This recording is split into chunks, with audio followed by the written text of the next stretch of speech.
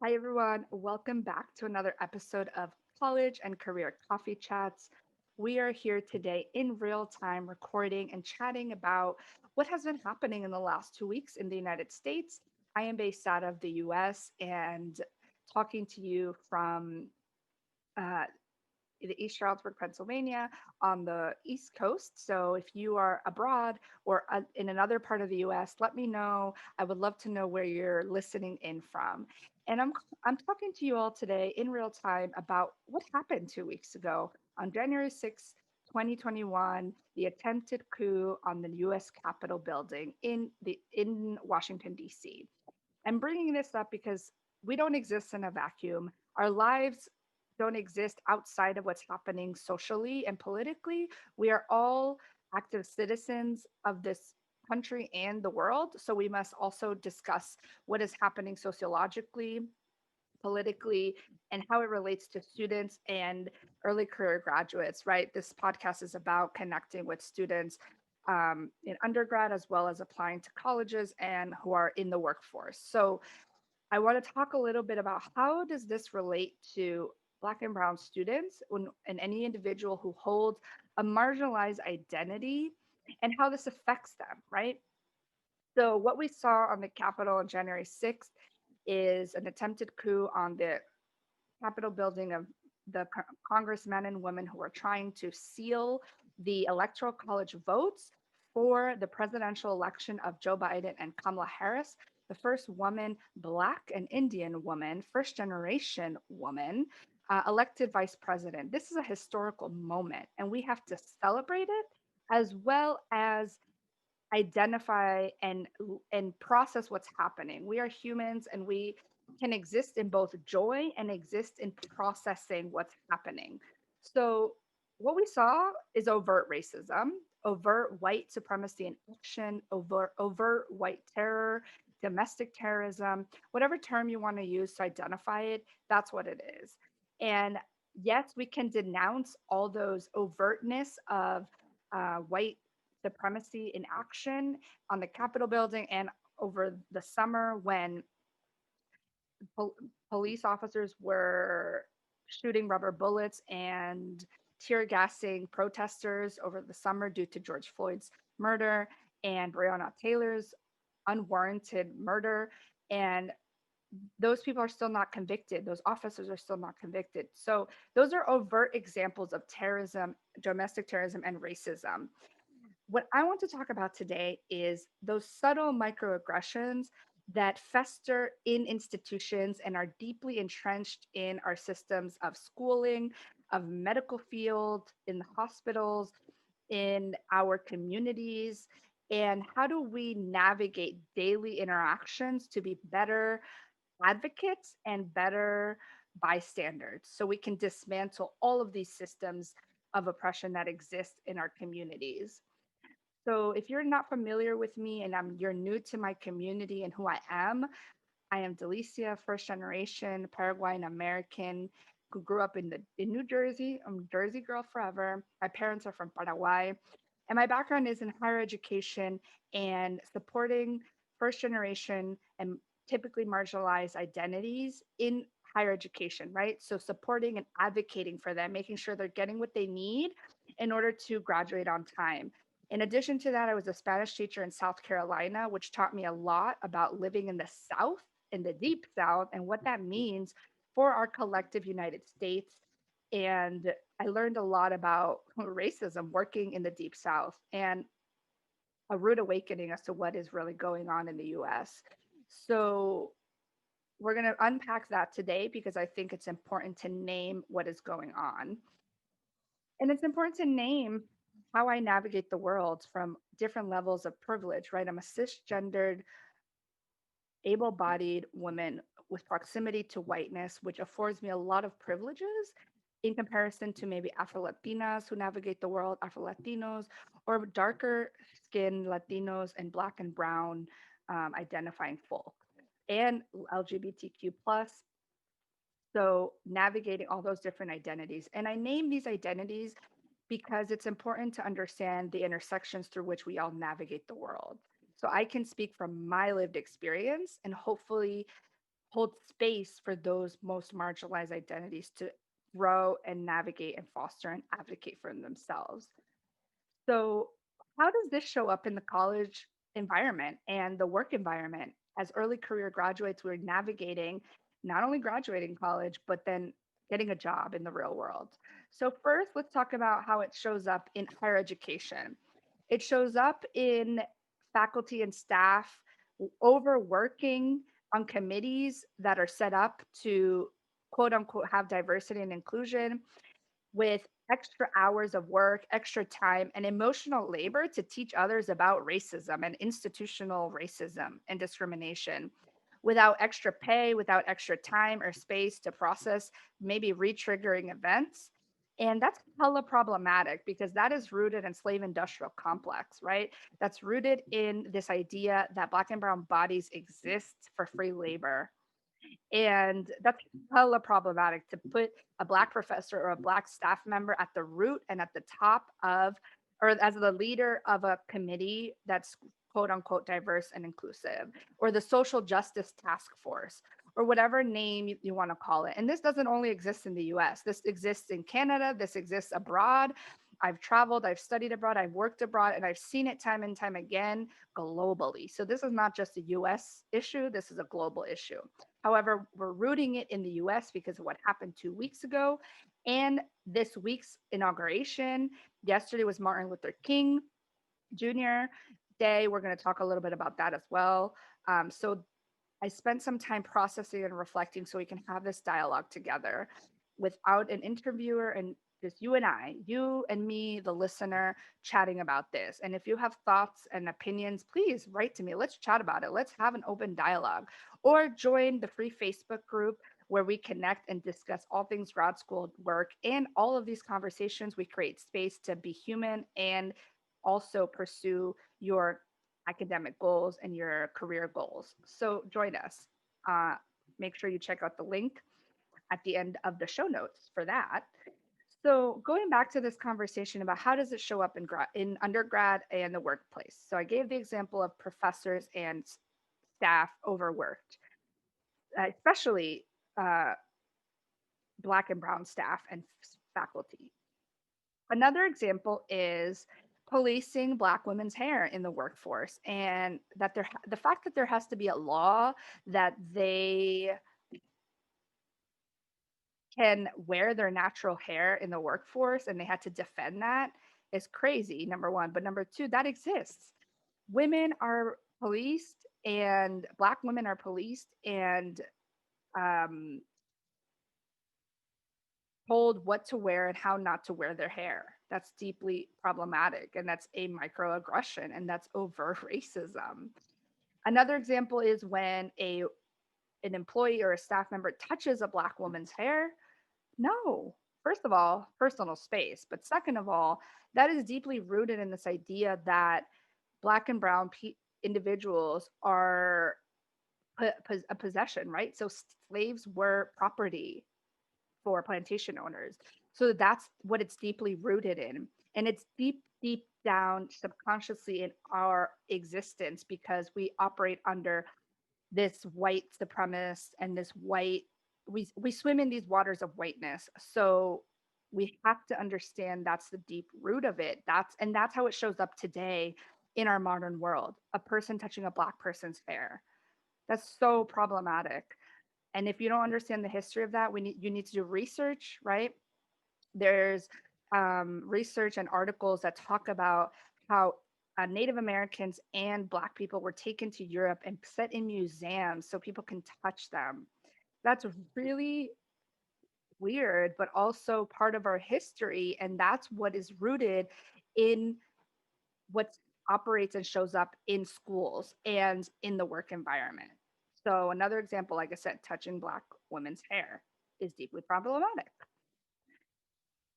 Passing up people for promotion and saying they don't have enough experience or they're not as qualified. Those are all coded language to say that a Black and brown person or an LGBTQ plus person doesn't have the qualifications to get a job or passed up for a promotion. That is racism. That is a microaggression. That is deep prejudice entrenched in the systems of the company and the institution. Another example is um, not getting called in for a job interview because your name sounds too ethnic, or you, even though it's illegal to not give someone an interview or a job based on their race, their gender, and their sexual orientation, it still happens through coded language by saying they're not qualified or they don't have enough work experience. It's all coded language. So we have to identify it. And if you're in a position of power, how do you dismantle that? If you're a director of HR or you're on the hiring committee, how do you navigate that and how do you stand up and advocate against that?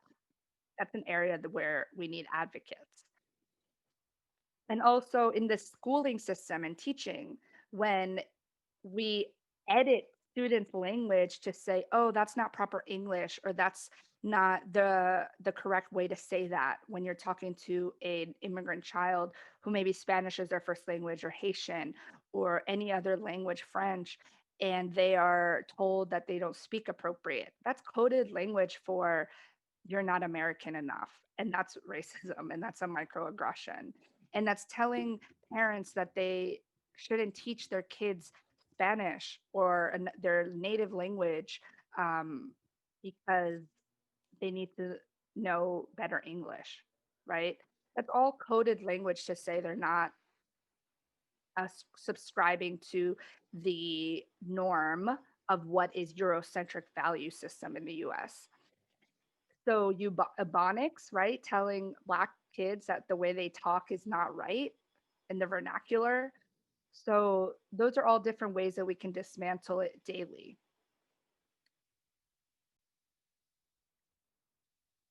And other examples exist in universities when students have ghetto parties and they dress up, quote unquote, ghetto. That is racism and microaggressions has happened on campus. I wasn't there anymore at Fairfield. However, this happened when I was abroad working and I heard about it.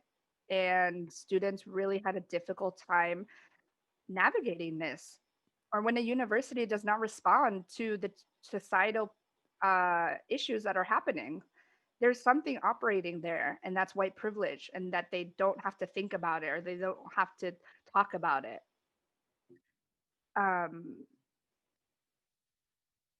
or an example in the work environment when a supervisor tells you to go change because your outfit is too uh, tight or too revealing. Well, I'm sorry, we have voluptuous bodies as women, right? We don't, one size doesn't fit all.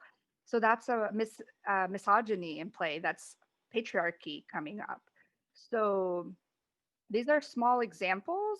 However, they form part of a larger system of oppression within institutions of higher learning and schools and corporate America. And as educators, as advocates, and as individuals in the world, we have to identify it, be aware of it, and then dismantle it, and and advocate against it, and push back against it, and speak up whenever we're given an opportunity to speak up and operate under our privilege and advocate for those most marginalized identities.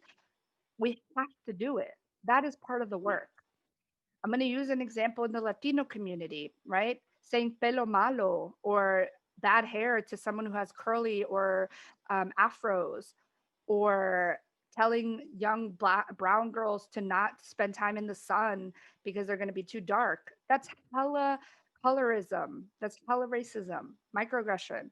So we operate in these systems as students and as early career individuals. And how do we advocate for ourselves? We have to speak up. We have to say something.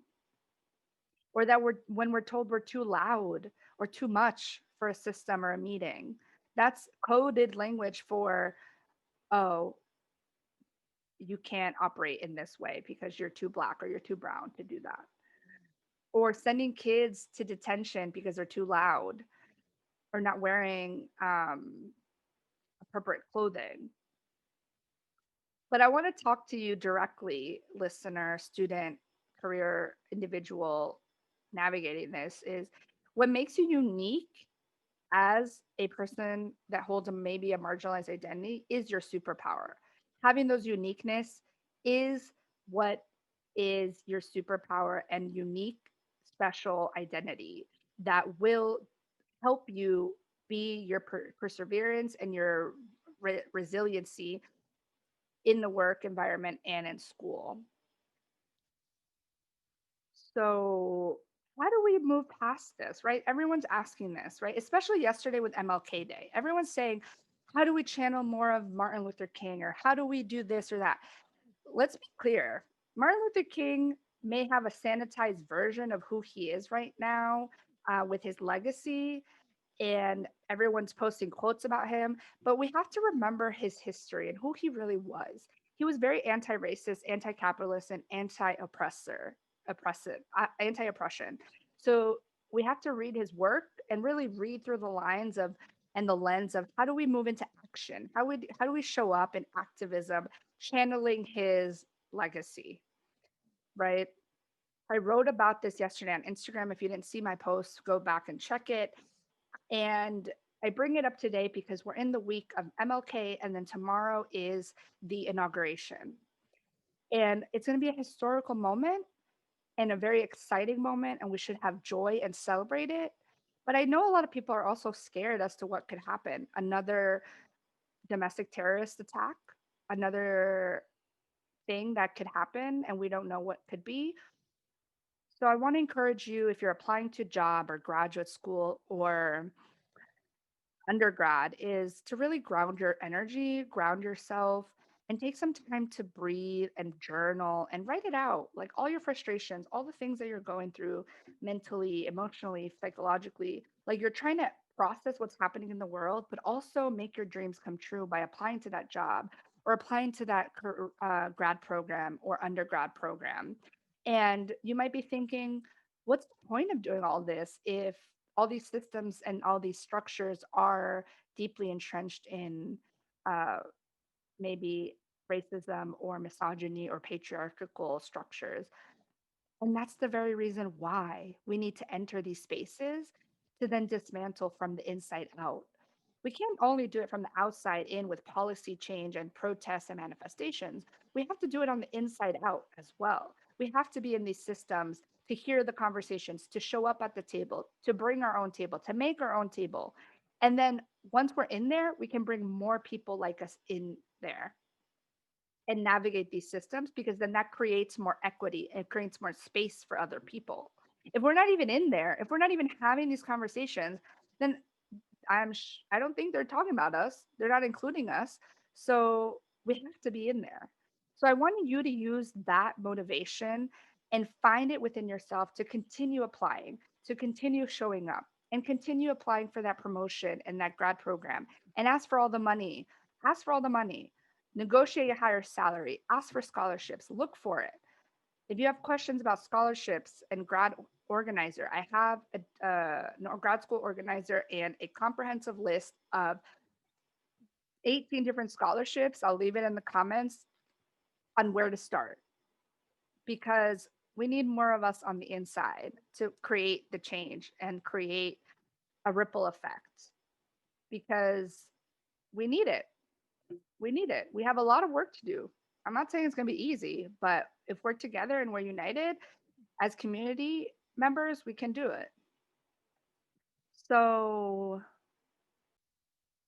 so in order to honor MLK's legacy, we have to learn about him. Read The Radical King with a forward by Cornel West. Very powerful. And it really gives you an idea of the workings of his mind. Of course, reading the famous letters from Birmingham jail and any work that he has done is important to understand at the root of what he was really looking for in his protests and his marches and his sermons and his speeches.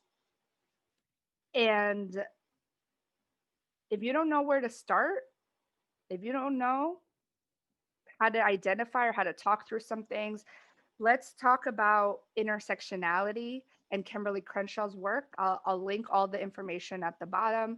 I have a comprehensive list of books where you can start this journey of not only diversity and inclusion, but it's really anti-racist racism work. And how do you identify microaggressions? And how do you stand up to them as an active bystander? Learning about critical race theory, learning about white privilege, white supremacy, white nationalism, and identifying all the different layers and the different forms and how it shows up in your life. And do deep reflection on how it shows up in your own personal life. Well, none of us are perfect. We're all on this journey, me included. I still have work to do. Even though I talk about it and I teach it and I do presentations and I navigate it with students, I still have my work to do, right? I still have my books to read, right? I have Pedagogy of the Oppressed, Angela Davis, Freedom is a Constant Struggle, A Citizen by Claudia Rankine, I think is her last name. I'll link everything in the show notes. The New Jim Crow by Dr. Michelle Alexander, Juris Doctor. So there's a lot of work to do, but we can do it. I know we can. So I know there's a lot to process and there's a lot going on in the world. So I encourage you to take a moment for yourself to really sit with how you're feeling and feel energized to apply to that job and energized to apply to that grad program because we need you in these spaces. If you need support in anything along that journey, let me know. My Instagram direct messages are open and we can chat at Delicia D. Alarcon. And let's connect about it. Let's have an open dialogue because if we don't even talk about it, how are we going to move forward? How? So I hope, I know this is a kind of unconventional conversation in college and career coffee chats. However, I want to be true to what's happening in the world. I want to connect with you in real time. And this is a great way because I can speak directly to you, the listener, and we can have this chat. And there's going to be new things coming up like coaching sessions, mini coaching sessions, and more interviews. And I'm going to start incorporating real time facts about college and career readiness. And once in a while, talk about what's happening socially because we have to talk about what's happening at the intersection of our lives and how we're growing in our careers and in our college life. So I hope this served as an entry point to the conversation. If you have any questions, let me know. Let me know how this new mic came out, if you can hear me better, and if the sound is a little bit crisper. And let's continue this dialogue. Happy inauguration week. I hope you find some joy this week and celebrate a new beginning. I think we are going to experience some new awakenings. And of course, we will hold Joe Biden accountable. We will hold Kamala Harris accountable, just like we do any elected official. Just because they were elected doesn't mean they are the end all be all. We have to also do the work individually as active citizens in the US and the world. So, with that, I leave you with this college and career coffee chat. Until next time, my friends.